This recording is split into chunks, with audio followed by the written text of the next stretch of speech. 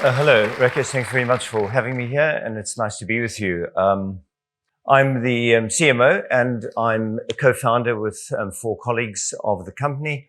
I was previously an academic surgeon at Cambridge University. In fact, I still hold a post there, but don't do a huge amount of work for them anymore. And I have done a number of innovations over the years, which I've taken to global launch. And ironically, I'm the world authority on implantable plastics, which is a bit of a jump from there to robots. But of course, it's about surgery, not necessarily just robots on their own. So you all know what this is. This is the Space Shuttle Columbia blowing up soon after takeoff. And why did it blow up? It blew up because the engineers had picked up their problems with the O-rings, but they were too scared to tell their bosses about it because they didn't want to lose the contract. So rather than just lose the contract, they lost the lives of people in front of millions of people. Okay, pretty horrible story. The report into it was done by the famous Nobel laureate of physics, Richard Feynman, and it only ran to about 25 pages. Not a man to waste words. But he ended it with a sentence which they did not want to publish. And he said, you either put in my sentence or we don't have it. And that was, for a successful technology, reality must take precedence over public relations, for nature cannot be fooled. And I am so sick of hearing about all the prophecies. And I was really delighted to hear my previous speakers put a sense of reality around this area that we work in. People keep saying, when's your robot can operate on its own? Well, it's not in my lifetime. Okay. And you know, we need to see more data. If I got £1 for every digital or AI promise that I heard about, I'd be a very rich man. So we've got problems in surgery. Death rates in the airline industry, 0.4 deaths per billion hours. In the cars, 50 deaths per a billion hours, and in surgery, 50 to 100,000 deaths per billion hours operation. So we do need better technology to improve things and the bits around technology. We've also all remember Elizabeth Holmes, who raised 1 billion against a valuation of 10 billion, with a technology that had not a single scrap of evidence to support it. And yet these people all put their money in. I sort of know why. Most of the investors were men over the age of 75. Anyway, whatever it is, this is a huge amount of money that caused mistrust in the medtech industry and harmed patients psychology. This is a study done in America. In the left-hand column, you see the average expenditure of the 6 wealthiest companies in the world. And you can see America on the left-hand side, who's now spending somewhere in excess of 20% of GDP on health. And yet on the right-hand side, you see the expected life expectancy at birth. And you see that the most expensive health economy in the world demonstrates a declining life expectancy. Some estimates suggest that in America, 30% of procedures are unnecessary and almost certainly harmful. So we have to get away from the hype and we have to stick to the reality. And everything we do must have some evidence base so we can help our patients. So let's go back. Keyhole surgery is said to be better. So is keyhole surgery, minimal access, better than open surgery? Well, these stacks of evidence, lower infection rates, halving of the complication rates, quicker return to normal activity, etc., etc. There is no doubt about that in the peer-reviewed literature. Why then do only 71% of appendices get minimal access surgery? A third of colectomies, 13% of hysterectomies. So despite all these advantages, people aren't getting the keyhole surgery. And why is that? And that's because it requires really detailed training. It's difficult to master. It's physically demanding. Becoming an expert takes years and time, and some techniques remain elusive. I did a minimal access training course at Cambridge for 20 plus years, and I realized that some people I just couldn't teach to master keyhole surgery. So I started to think, was there something beyond that? Could robotics be what solves that problem? Well, robots have been around for 20 years. Now remember, minimal access has been around for 35 years, and yet we haven't got into the late majority users yet. So robotic surgery has been around for 20 years, and yet only 3% of minimal access surgeries are done by robots. So why is that?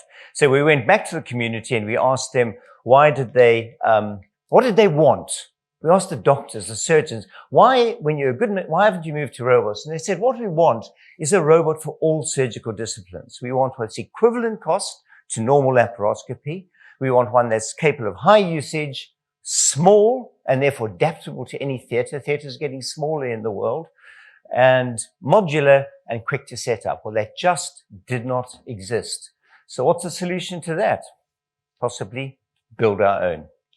Anyway, what we set out to do, the 5 of us, was to build a robot modeled on the human arm. And if you measure our robot's arm, it's not a hell of a dissimilar to the arm I'm holding up here. And what it has is this unique technology around the wrist of the robot. And because of that, enables us to hold the instrument straight on, whereas all other robots in the surgical market hold them more like a dagger. And that gives us greater reach, more ability to get to the areas we want without sacrificing the size of the robot. So we've been able to build a small, modular, transportable robot. None of those arms are higher than 5'6", and you can position them wherever you want. And that enables us, therefore, to do the keyhole surgery in the way we do it, as if a human was standing around doing it. So not having to change these surgical steps. And that's enabled us lots of advantages. But as I said in my title, just a robot is not enough. It's just a tool. We need research to back it up, and peer-reviewed research. We need education to make sure we're training properly. We need responsible ways of bringing it to market. And we've collaborated with a group called Ideal, which has developed techniques to make sure that you can bring complex technology responsibly and safely and affordably to market all in one. We need data. Oh boy, do I agree with that. But the more BS that I hear about data and what it's going to do and how it's going to transform things is actually terrifying. So I want data science that's backed up by evidence. And of course, AI is there in and around us. And who knows? I loved those pictures. I was almost naughty enough to steal them of what the movies and books predicted and where we are now. Have to steal that slide at some point. So what have we done in our research program? Well, we've actually followed an evolution. Every single thing we've done in the program has been studied and published in peer-reviewed literature. That is our preclinical. I did 350 cadaveric studies. And believe me, that's no small undertaking. They're 50,000 pounds each. Okay. We did them so by the time we got to the human study, I knew exactly the steps we needed to take, how we would do it, and how we'd follow it. And then we went into a tiny 30-page human study, which actually we didn't stop once. We had no problems because we already knew how to do the operation in cadavers. And then we proceeded to bigger studies, 150, 200 patients in each. And then we have a registry of all outcomes, which I'll come back to. And then finally, we're now moving into the value added part of it. How much value do we get from the robot? Health economic studies, prospective randomized controlled trials, etc. In this report on top risks in technology, robotic surgery complications due to insufficient training. Surprise, surprise. We've known for years that you need to train doctors properly if you want them to perform adequately. So what have we done? We devised an entire training program. I actually employ full-time educationists to work with us. And we have an e-learning program, which doctors can do on their phone, on their computer at home, etc. We then have a simulator, and that's in two forms. One is in physical form on the robot. You can actually operate on mannequins. And the other one is on a VR headset. So, and as you get more and more female trainees in medicine, if they want to train on my robot, they've got to wait till it's not being used, and they've got to do it in the evening in some dark, dingy theater, which people don't like. Now, with the VR headset, you can sit at home and train quietly with a cup of coffee. We're also putting the team training onto VR so that the teams don't have to travel as far and the teams don't have to be away from home for as much. And then we have supervised training, and then we have physical support by surgeons when they start their cases. And if you can't get a surgeon to them, we have telementoring programs so they can have remote support and then dry runs. And there's just one of our headsets for people to train both for the team and the simulator. But of course, what's important is, as I keep saying, is collecting and connecting the data. And this is another example of me anyone who works in the field of digital surgery know most of those names. And this is actually working with academics to make sure that the data we're collecting, we're publishing in the peer-reviewed literatures, can be evaluated and its value to medicine and the surgery and truly understood. We have a registry. Every single patient that's actually been operated on in our robot goes into the registry, collects the demographic data. It's got data on the outcomes of the surgery and up to 90 days post-surgery. And then the surgeons get reports back showing them how many they've done, what categories they've done them in. And we analyze it with control method analysis, which is more a manufacturing thing. But from that, we can get insights into how they're performing. So this is a funnel plot, and on the x-axis you've got the number of cases they've done. On the y-axis could be blood loss, could be complications, could be anything, and the surgeon gets that, and the x is that surgeon's result, and the dots are other surgeons using the same system for the same operation. So they know, one, they're operating safely, and they know where they sit within the community of surgeons. And we've also got these QSIMs. I'm not going to get into the technicality of a QSIM, but basically this is a real curve from a surgeon starting for the first time. And it's observed outcome versus expected outcome. So slow shows the curve going up for his first 10 cases. Then he slowly gets faster until he gets slightly faster than he was before, and then reaches a steady state. And that's also a way of monitoring whether people are operating safely over time. And all this is actually put onto their app as well. So they have it on their app, they can have it on their PC at home. What next? So we've had an exceptional story. We started in 2014. That wooden arm is literally the physicist explaining to the doctor exactly how the arm was going to work compared to different arms. We still have that in our headquarters. We did our first in human in 2019 and achieved our CE mark. We were lucky to raise a fairly decent amount of money in 2019 and then followed it by, which is pretty much a world record rise in 2021, and went through to putting it in more than 20 countries around the world. And today we announced on radio that we formed a partnership with NHS Wales, which is a partnership around both the robot and around the digital story that we talk about outside, the registry, the data, automatic data extraction, et cetera, And it gives us an incredible opportunity to work with an entire health system.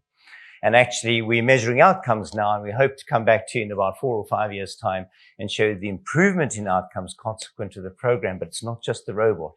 It's all the other stuff that goes around the periphery.